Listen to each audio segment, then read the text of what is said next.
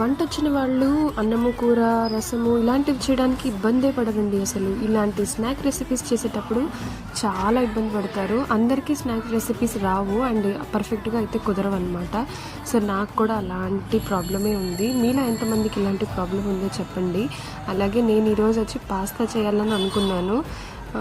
కానీ పాస్తా చేయాలనుకున్న విధానం వేరే, కానీ నేను ఇక్కడ చేసిన విధానం అయితే వేరే. అస్సలు తెలియక ఏదో స్టార్ట్ చేశాను చేద్దాంలే అని చెప్పి. తర్వాత అనిపించింది అనమాట ఇది కొంచెము లెంతీ ప్రాసెసే, దీనికి అన్నీ ఉంటే కానీ టేస్ట్ రాదని అనిపించింది.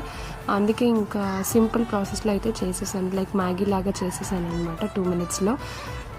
మీకు ఎంతమందికి ఇలాంటి పాస్తాస్ కానీ నూడిల్స్ కానీ చేయడం వచ్చో నాకు కమెంట్స్లో తెలియజేయండి. అలాగే ఈ పాస్తాని ఎలా చేయాలో కూడా నాకు చెప్పండి ఒకసారి.